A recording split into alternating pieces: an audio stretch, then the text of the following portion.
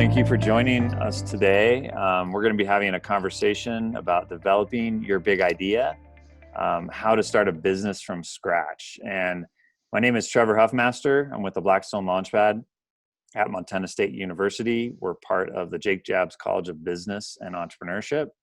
And I'm joined today by two amazing folks, Diane Smith and Rob Irizarry. And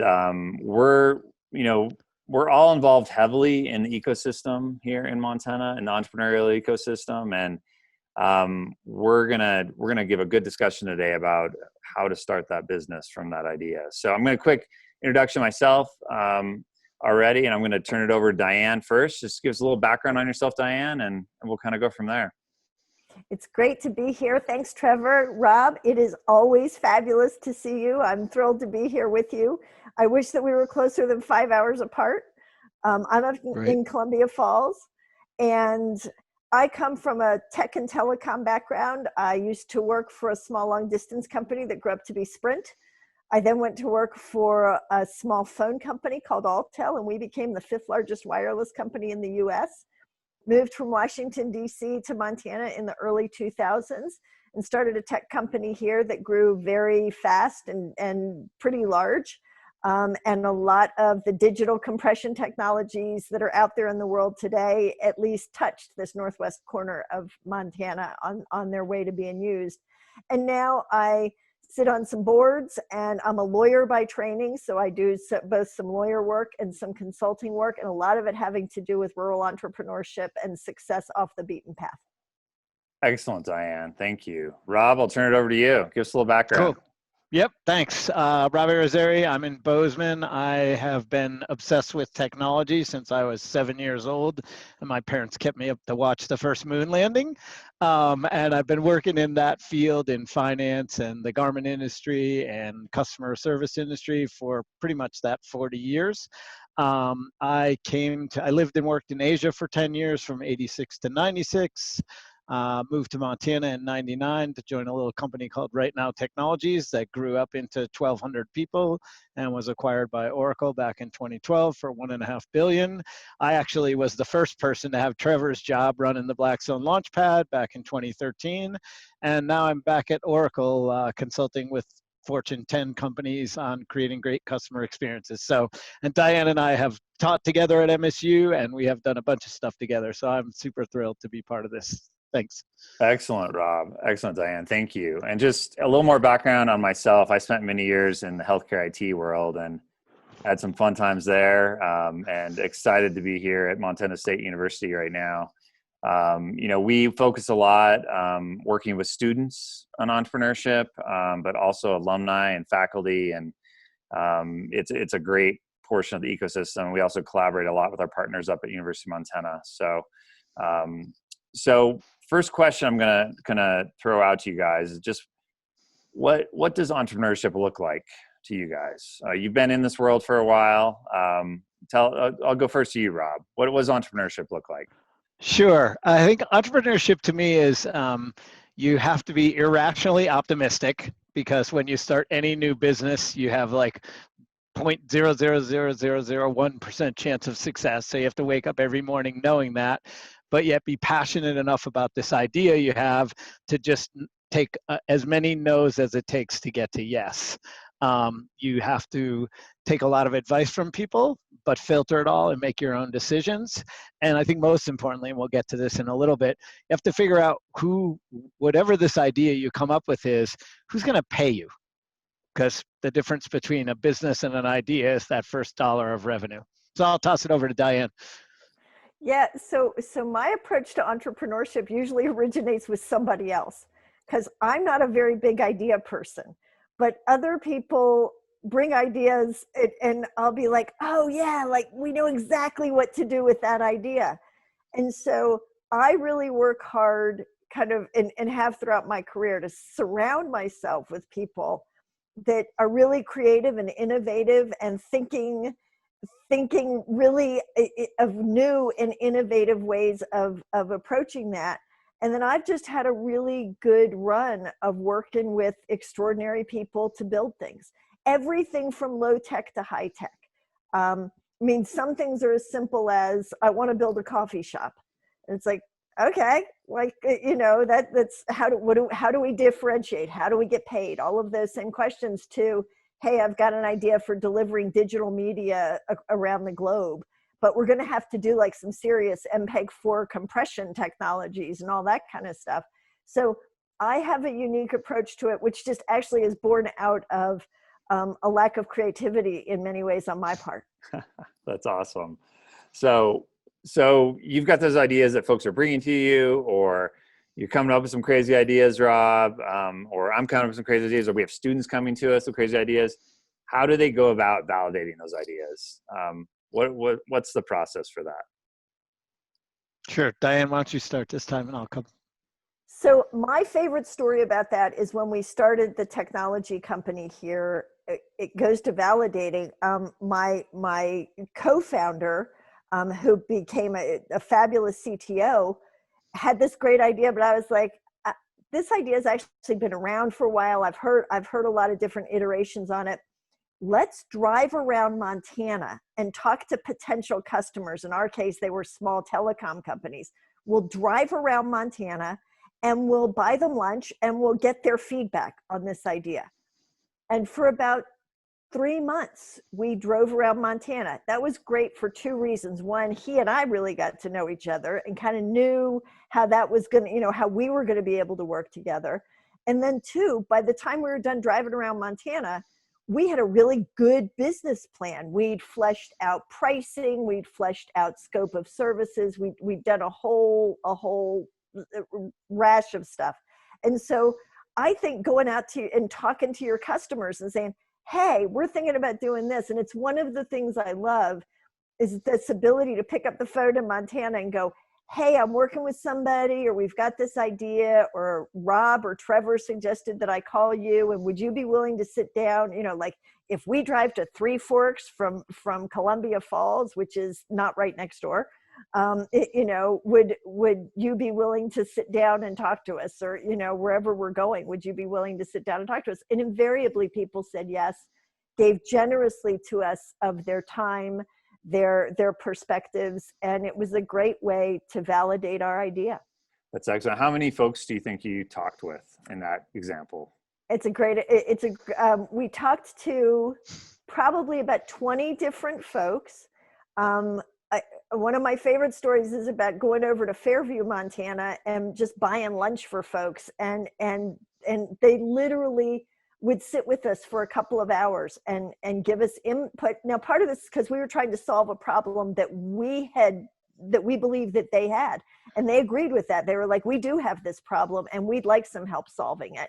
We had good ideas for that. We went back and forth. It was very collaborative. I am a big believer in collaborating with your customers. If customers are asking you to collaborate with them and you're not open to that, you are missing giant opportunities. That's excellent. Thanks, Diane. Rob, over to you. How do we validate your ideas? Yeah, so I think it's interesting. People come up, I have the same thing. People call me all the time with, hey, I got this idea. And so there's kind of several layers there. The first one is, okay, there's 7 billion people on the planet. If you're the first person and the only person to have this idea, I'd want to know why, because the math says that's not likely.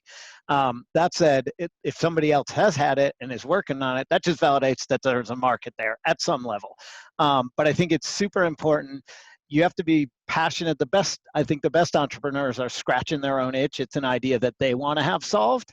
But the fact that you want to have it solved, I remember doing one where I wanted a tripod for taking kids' videos at all these events we go to, soccer games and concerts. And I sat down with the guy who had a machine shop, and he's like, do you want a tripod or do you want to make a business? And I was like, okay, great. And I went on Amazon and bought a tripod, right? I thought I had this unique idea, but it had already been done. And so I think a lot of times entrepreneurs, and it's uncomfortable for a lot of entrepreneurs to go, stop people in the street and talk to them. You'll talk to your close circle of friends. The danger there is that nobody wants to pop your balloon, right? So they're going to go, oh, that's a great idea. That may mean it's a great idea, or it just mean they don't want to hurt your feelings. So you actually have to put yourself out there and find people that you don't know. And to Diane's point, buying them lunch or a cup of coffee or whatever. It's a little more challenging now because we have the COVID factor, but you can write an email to almost anybody, particularly as she pointed out here in Montana, and say, hey, could I get 20 minutes of your time? I have this idea. I'd just like you to give me some thoughts on it. And I think anybody who won't help you with that, you're probably not going to get great feedback anyway. But I think you'd find that most people will. And then once you have that feedback, 10 people, 20 people, 100 people, you have some data to decide from. There's two great resources. Steve Blank has a bunch of stuff on his entrepreneurship site, and there's a book called The Entrepreneur's Guide to Customer Development that's really useful in this realm. And we'll put up links with the stuff later. So anyway, that's kind of my thoughts on make sure, who's going to pay you the money? Because until you got somebody who's going to take out their wallet and give you money, you really don't have a viable idea. That's very important. Who's the paying customer, right? Is there a paying customer? Yep. And so as you've gone through that, have you had experiences, either of you, where you had an idea and you started talking to some customers and you're like, this is just not, and you just mentioned one, Rob, actually, but I guess, or other folks you've worked with, give some other examples of times when folks had this great idea, but ultimately ended up finding out that it wasn't something that they could take forward. What are some thoughts on that? So first of all, I come out of the early internet days and the early cell phone days. So I've been in lots of rooms where people had very good ideas and very bad ideas.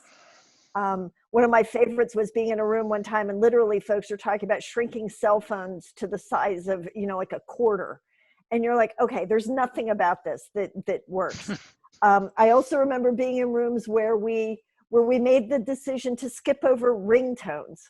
And then, of course, ringtones went on to become like a multi-billion-dollar business. And all of the incumbent cell phone companies were now buying up ringtone companies because, they were making so much money. So, but I've over and over, it's sort of, this goes to what Rob was saying earlier. I also do a lot of real estate work, and we have a saying: everybody loves your house until they're back out on the front driveway, at which point they turn to each other and go, I'd never buy that house. So the question is always the conversion to money. And I think pivoting and evolving is absolutely in the nature of entrepreneurs. So I don't think any entrepreneur should ever be disheartened by the fact that they went, like right now, we're in a COVID environment that is 1,000% different than the environment was 8 months ago. And so saying, I've got to pivot my coffee shop business or my restaurant business or whatever my business is, from making outdoor clothing to making face masks. We're seeing a million examples a day of folks that are pivoting because they listen to their marketplace, they listen to their customers, and you should always ask people to prepay you if you can. And we'll come back to that, but it's a big deal. Absolutely. That's great. That's excellent. Rob, any additional examples that you've seen? Yeah, I think one other thing that's important to think about is you may have an idea that's viable. It's just not viable now. So one of the pieces of advice that I got from Diane many years ago that I bring up in almost every conversation with an entrepreneur is you can be dead just as early, but just as dead by being too early as being too late, right? And so you have to figure out, like, is it the time for this idea? People, I just got, and this is not a Montana example, but I got a marketing email from Netflix yesterday about this new feature they have that suggests the stuff you want to watch. Well, not everyone knows, but at one point, probably 10, 12 years ago, Netflix was the biggest customer of the United States Postal Service. And in fact, one of their big distribution centers was in Butte, Montana, right?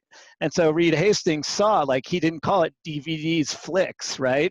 He knew that eventually the technology of the internet would catch up to his vision, but that he had to start then by mailing out DVDs. So I guess my point in that is kind of like, is there a version of your idea, even if you can't do it today, is there a version of idea you can start with today that maybe the stars line up? Maybe it's already done, so you shouldn't start, or maybe it's gonna line up and there's a way you can get started now and generate some revenue and let everybody else catch up with you.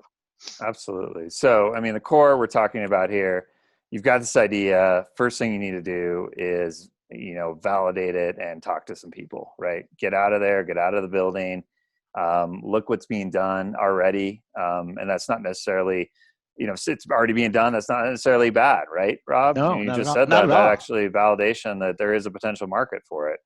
Yep. And then look to take it forward. What's the next logical step? You've got some potential paying customers. You've got some folks, early adopters signed up. Where do you take it from there? Do you need, is money, do you need to take on investment at that point, or how do you go about that process? What are your thoughts? First to you, Diane. So I think that really depends on what kind of business you're looking at. And probably the larger of the scale of business, right? If you're a $1 billion company, is that if you're trying to build a $1 billion company or $100 million, all of those really big numbers, the bigger that is, the more likely it is that you're going to need early money. But and I know Rob will get to this, so I think the sort of timing of that money is really important. So let's set that aside to come back to.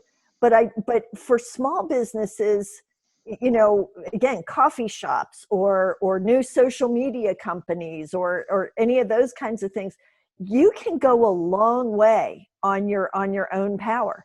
And in terms of building asset value, that may be the best way for you to go. All of those questions are kind of strategic. You need to be clear-eyed about them. It's not a good idea to think that you've got a small company when you're really trying to do something that's super big in an ecosystem of other large players, et cetera. There's just a lot of ops costs that go with that, and you got to be mindful of that. So you need to be honest with yourself about it. You need to be honest with yourself about the kind of business that you're trying to build. And that's another one. Reach out to mentors and experts that have experience. Find people. If you think you're trying to build a big business, find other people that have been in big businesses, because large corporations are different from small five-person businesses. And then Rob, I want to kick to you now, because I think you're going to get to the timing of this, which I think is a really important piece. Yep. And I think about, so, you kind of alluded to, there's things you can start I look at the Bozeman Co-op as a great example. They started out in like the porch of a little house down just off Main Street 30 years ago. And last year they borrowed $10 million to build this new building on Main Street, right? And they've just continually grown over the years. And every time that, the business got a little better, they'd invest a little more. And eventually, they were able to get loans. If you're going to do a pharmaceutical play, you're going to need $100 million out of the gate. And so you're going to have to go figure that out. There are a bunch of different resources you can get, friends and family. That comes with some strings attached. There's angel investor money. There's venture capital money. I think where you might have been going with this, Diane, is the further along your idea is, how far it's developed. Like if I show up with a PowerPoint slide, I might get some money, but it's going to be really hard and it's going to be really expensive because the investor's thinking, wow, there's a risk, big risk here. I'm working with a new startup team that's based out of LA now on a play in the entertainment business. And this morning we had a big conversation about we have people lined up to give us that money. But if we take that first $500,000, million, 2 million, before we actually have the platform thing in its zero, alpha phase, that money's a lot more expensive than it is when we have our first paying customer or our first, 1,000 monthly average users or whatever it is. So I think it's about thinking, what do you want to build? Is it a lifestyle business? Is it a company? Is it a corporation? How much are you going to need along that arc, and where are the appropriate points to take it, and how much do you take? Because every time you take, you give. You're going to give some piece of the business, which can be good. So yeah, that's kind of how I think about that. So absolutely. So it really depends, right? I mean, it depends on what type of business, where you're at with that business, how quickly you want or need to move it forward, right? There's a lot of factors that go into that. And I think you alluded to this, both of you did, talking to mentors, advisors in the space to help figure that out. Other companies who've done this before, right? And we're going to talk a little bit more about that down the road, but how critical that is to the process of really entrepreneurship is finding the right people. So anything else? Yeah, go ahead, Rob. Some of them are super simple. Like I went Monday and bought a birthday cake for our daughter Yuka at Sweet Pea Bakery down off Huffine. And this lady, like, it was a $30 chocolate tort. It was probably the best cake I've had. And I know because I go there every occasion. And that lady, she's that thing probably had $5 worth of ingredients. She doesn't need any money from anyone. She just like makes the most amazing cakes and people beat a path to her door. And so, again, don't want to dissuade anyone with an idea from thinking, wow, I have to go get a bunch of money. You have to figure out who's gonna buy the product, how much is it going to cost you to make, and how much can you sell it for? And from that equation, you'll kind of know where you should go from there. Exactly. And we get that question a lot here at the launch pads, for Yep. students and folks that are just getting into it. Sometimes, what they think initially is I got to get some funding. I got to get, nope. Let's find some customers. Let's validate it. Yep. Let's do everything you can do for as minimal as possible to get it going. And then we'll kind of reassess. And so there's a lot of coaching that goes around that. So I guess one other thing there, sorry, is one thing that no matter whether you're a student, I loved working at the Launchpad. Students it's the most fun. I envy you having that job. Not envy, but I love that you're doing it. One thing we talked a little bit, touched on mentors and having a network. One thing to think about is when you get your idea, if there's somebody who's done it and been successful, reach out to them, send them an email, give them a phone call, because every one of those people that was successful in that thing you want to do, they were exactly where you were once, the day they came up with their idea. And when you call them and say, hey, I'm thinking about doing this thing that's kind of like what you did, they're instantly transported back to that day when they were you and how hard it was or how hard it seemed. And, and so the best of them will be like, oh, awesome. Yeah, let's talk. Yeah, so I think people have a trepidation Yep. about reaching out to successful people. They all started right where you are now. Absolutely. And I think we all have that early on. As you get more experience, you find out that actually, just like you said, like people, anyone reaches out to me, I'm like, okay, when can we fit you? Let's fit you in. It's just not a matter of if, it's when. Yep. So excellent. We like reliving the stories. I mean, it's like we love, they're great memories. It's not, we're not going, this is hard. It's like, no, this is great fun.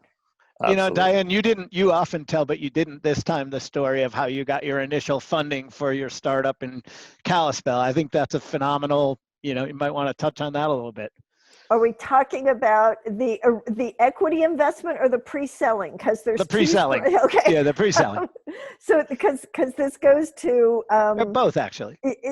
So because it goes to mentoring. Because early on, somebody else who had done this, somebody said, you need to call this guy. He's done a business like this. And so I took him to breakfast at the Buffalo Cafe. My largest out-of-pocket expenses were all for meals. Now, I am a huge management by dining player. I just think that absolutely. That's the best way to do it. Right? When there's food, coffee, cookies, any of that kind of stuff. So I took this guy to breakfast. And I said, so we've got this product and we're really far along the way, but we've got to beta test it. We've got to put it in some spaces and try it out in the real world. And this guy said, yeah, you need to pre-sell that. And I went, huh? Like he might as well have said I needed to just start, selling in a foreign language, or so. I had no idea what he was talking about. And he went, no, we do this in software and stuff. We pre-sell things before they're fully finished. And so we had been building a really rich list of customers who'd contacted us. We were very aggressive on our PR.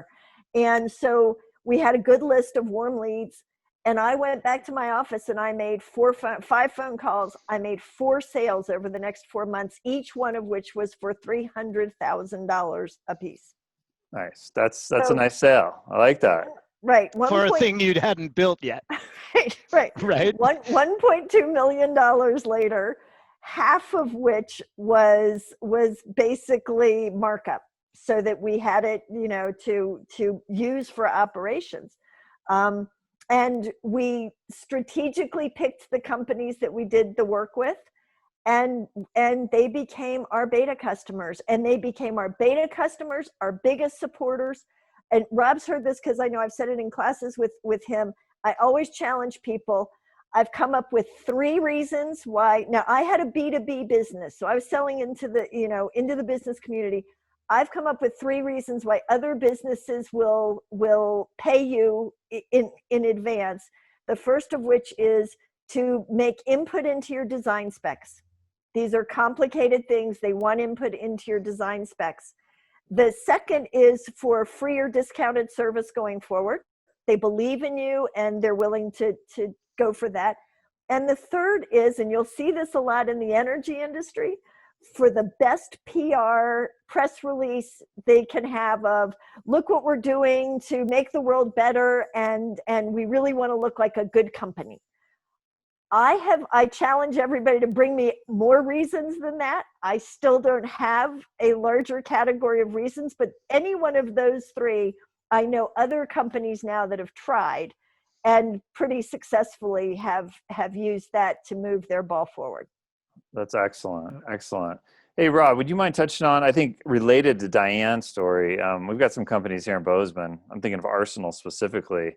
Sure. Who've done a really interesting job with pre-selling their stuff Yeah. as well. Yeah. So, yep, that's a great one. So that's a great example. Ryan Stout, he's a good friend of mine. We did a couple startups together and weren't successful, but we remained good friends, which is an important point. Like sometimes Rob, you spend just one second. It's Yep. okay to fail, right? It's Yeah, okay to totally. fail. Yeah, I'm 2 for 28 or something like that. Yeah, if you haven't failed at least once, yeah, you probably haven't tried very hard.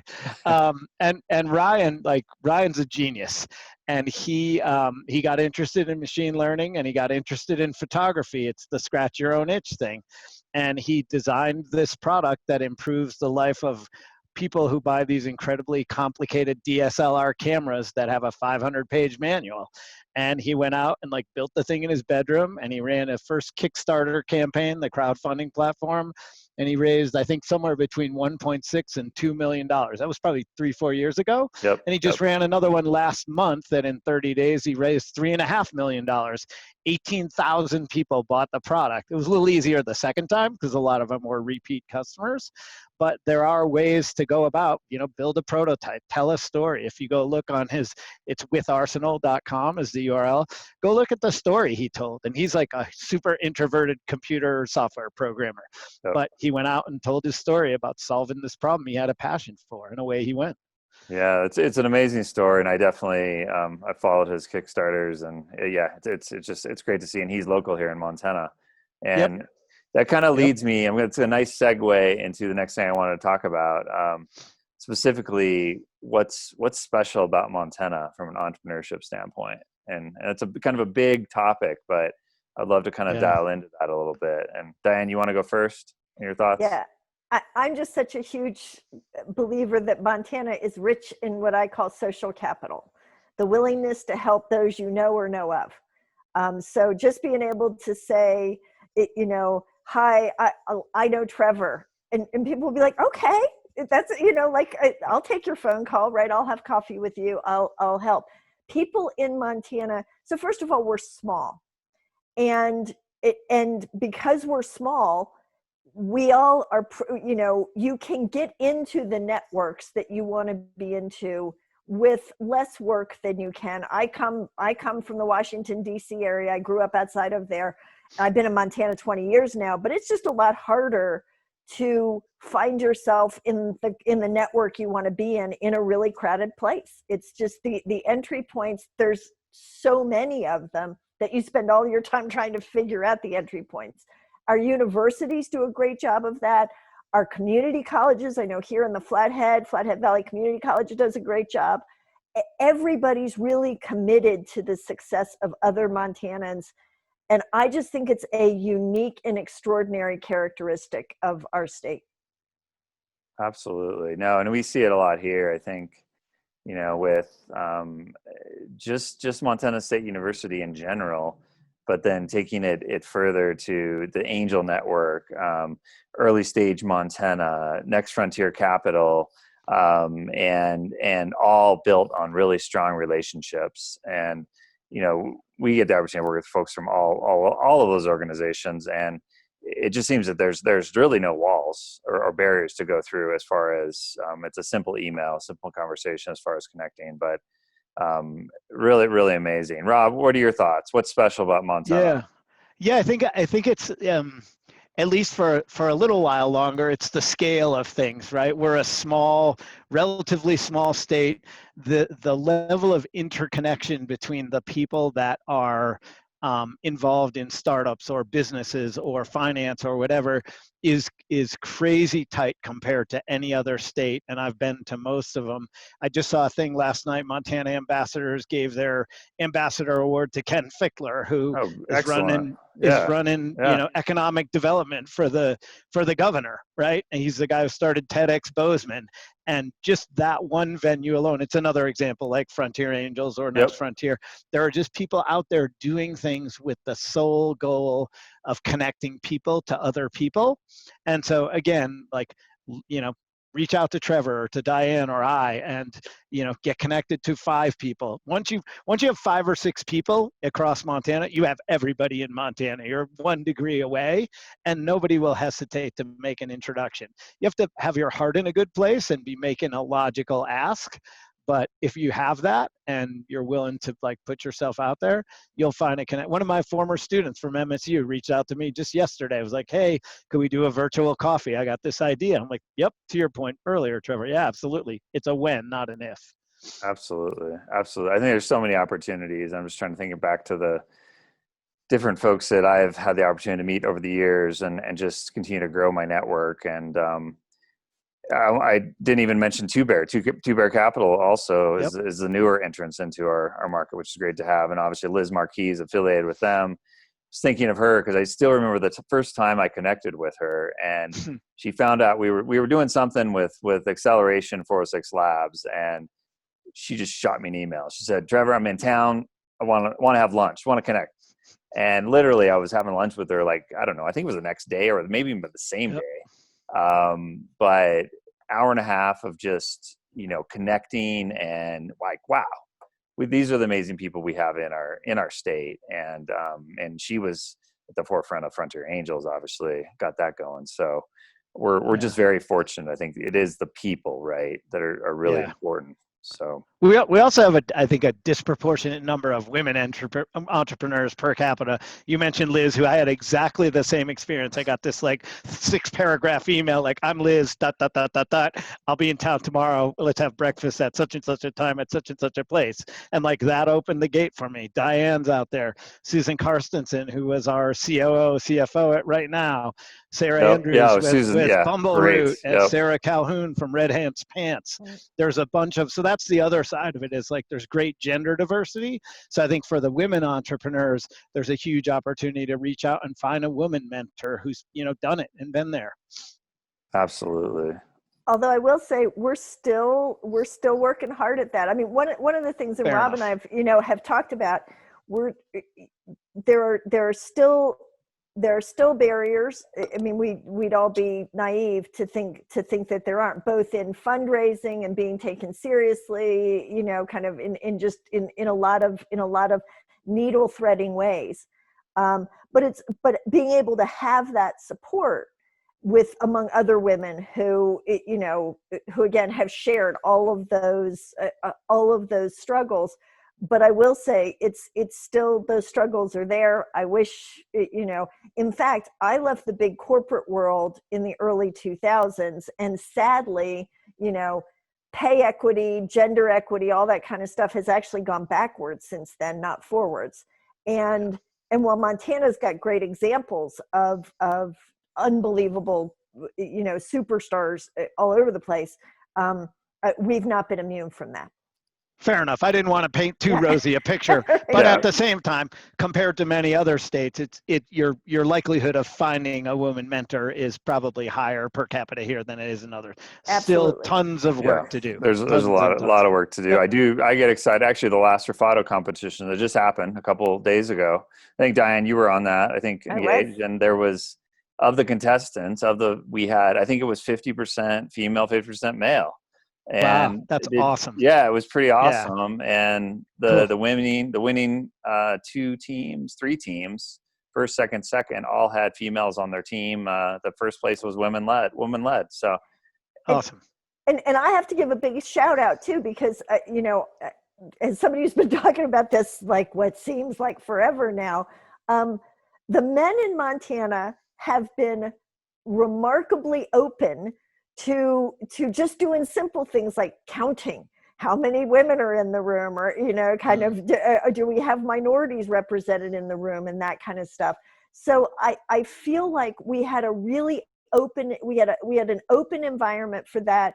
We had men who were willing to take leadership, women who were willing to take leadership. I really can't say enough about the willingness of sort of the folks involved to step up, because sometimes it's just as simple as saying, women and minorities still don't have the same access to capital. And Yep. and I say this a lot, and then the men around me go, "Oh, wow, great point. Let's, kind of how can we deal with that?" So it's not like it's not been a big resistance point. It's been more like, okay, yeah, that wasn't as big on my radar screen as maybe it would have been. Thanks for pointing it out. We're going to deal with this. Yeah, I think back to the Montana thing, like the farming and ranching history, it's communities of people, and it takes all the people to make it work. So it tends to be a little more level and open in its thinking, I think, from that perspective. That's great. Excellent. Yeah, no, we're fortunate to be in Montana. I think that is very true. Let's talk a little bit about the current situation and kind of what's going on with the COVID pandemic and for entrepreneurs, risk rewards. What's it like for entrepreneurs now in this environment? Rob or Diane? Go ahead, Diane. Well, again, when you're an entrepreneur, you feel like you're already kind of living in a crazy environment anyway, because every day is so new, and there's, certainty is an illusion, but a lot of uncertainty is toxic. So we took that and just like really put it on steroids with COVID. And so we're asking a lot of everybody. So I think it's a good time to say all crises bring with them opportunities. I don't think there's any doubt about that. And again, I think we're seeing the fastest pivoters among us, doing well. Entrepreneurship generally, though, in America is down. Some of those relate to reasons of social trust and just support networks and all kinds of stuff like that. And so I think too, being less than clear-headed about the challenges is it wise? I'm super optimistic about the future ahead of us. But I do think that COVID is a little bit like being in an airplane with a lot of turbulence. Your head tells you that you are 99.999% likelihood of landing safely, but so long as you're in really heavy turbulence, it's hard to think of much else. Right. And so that just makes it challenging to stay focused for folks. And then you can't meet in person, and there's, and like just doing simple things like right now, getting a lawyer. Lawyers are hard. They're backed up. We don't have enough of them. They're backed up. Just so simple things become hard. And so building the support networks around, asking for more help, which you should plan to do, taking more help, not feeling like you're off there all on your own and that this is unique. All those kinds of things I think are really just important things to be aware of. Yep. Yeah. I also think like it is a turbulent time. There are going to be a lot of people that are out of work or that have to change their standard of living. I think, I've been thinking about, as our kids are older now, but just while Diane was talking, I was thinking about, so I'm a mom, I've got 3 kids, and one of them's having a birthday party, and maybe we're compromised, or maybe I'm just trying to be safe. Where's the service in Montana that will assemble gift bags for kids' birthday parties and drop them off at everybody's address on the morning of the party, because we're doing a Zoom party, but I still want to personalize it with a little gift bag. I think you also think about little niches of opportunity that appear when conditions change and things like a person would have done for themselves before. I lived next door, I just moved, but I lived next door to a guy who couldn't go out because he was medically compromised. How does he deal with, luckily he can go over to Walmart and he can get some of his needs met by shopping online and having him drop it in the back of his truck. But there's a bunch of experiences he can't have. There are people that, elderly people. So are there opportunities that come along because of the constraints that are now on people or businesses where there's some business opportunity? Yeah, absolutely. And I think we've seen, some companies have really taken off during this time, right? Mm-hmm. Obviously Zoom, Peloton, some of these companies that have just really was the right niche for them at Yep. this point. So it is, this is one point in time with COVID, right? And I think, Rob, we discussed this before. There was the financial crisis in 2007. There was a dot-com in 2000. There's always going to be something, right, Mm-hmm. that folks have to deal with. And Yep. this is one that affects everyone across the world right now. But ultimately, being an entrepreneur is hard, and I think you both said this. But adding these additional pieces to it, I think it goes into our next kind of topic that I wanted to touch on was mentorship, support, advising. How do you do this? Do you do this on your own, or do you really get a great team of people to help you? And so would love to hear your guys' perspective on mentorship and what you've seen in your careers and your entrepreneurial journeys, and just what your thoughts are in that space. So Rob, Diane, you go. All Rob, right, then Yeah. kick it to Rob. Yeah. So I think mentorship is building a network, and I, when I teach classes at MSU, this building a network, it's can be a little counterintuitive, but building a network and recruiting mentors throughout your life is probably the most important thing you can do. And I think people often think of mentorship as like, I'm this inexperienced person. I need to go find somebody experienced. It works the opposite way too. Like I meet very regularly pre-COVID with the students in my classes to learn from them. So I think when you think about mentors, you should think about it as a bi-directional thing, that you should both be giving back your experience. Like when I start my first class, every semester I'm like, "Hi, I'm Rob. Here's the thing. I'm gonna do my best. If you show up, you're gonna get an A. I have kind of two asks from you. One is that you reach out if you have an idea and you want to talk.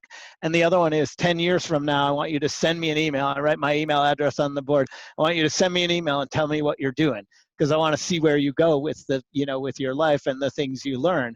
And so I think you should endeavor to connect with the people you come across, regardless of who they are or where, and think about, is there a way I could help this person? Or is there a thing I could learn from this person? And just consider everyone you meet as a potential mentor in either direction. Like I could help them or I could learn from them.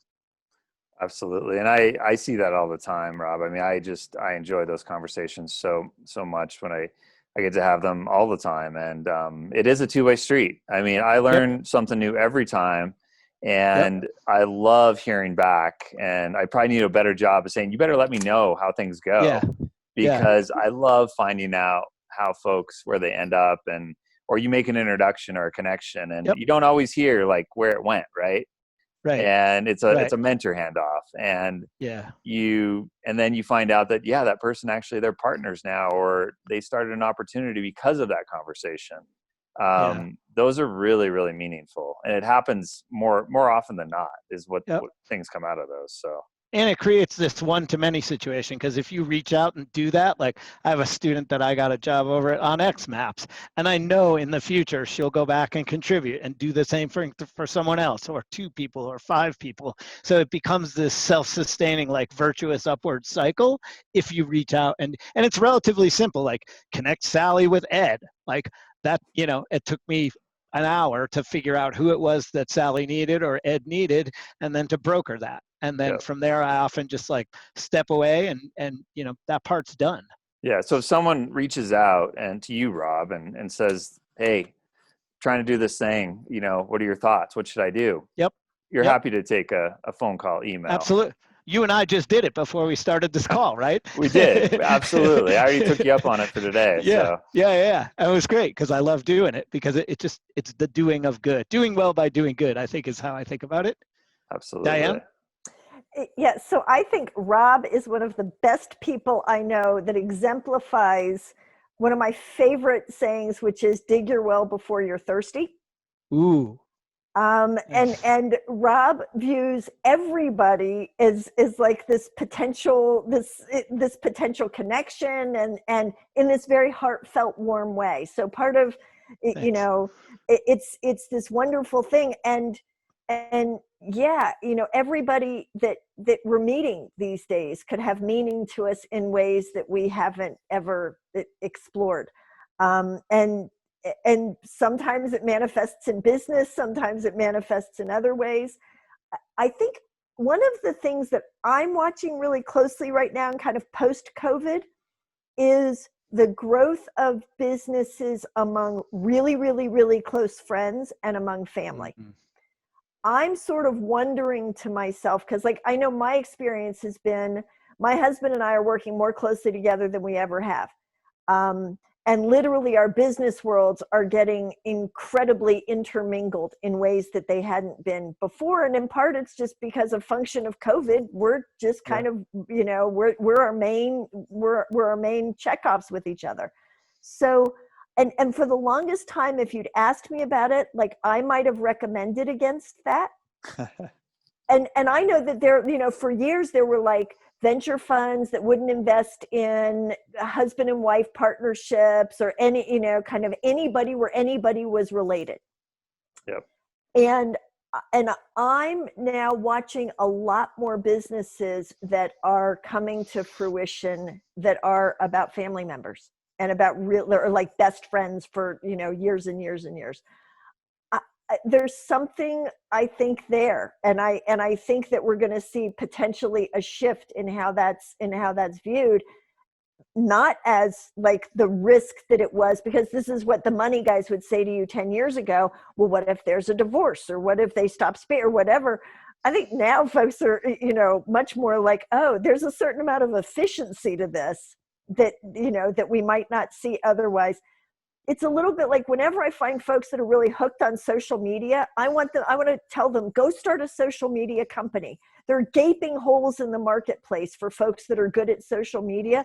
Lean into what you're doing naturally anyhow and monetize it.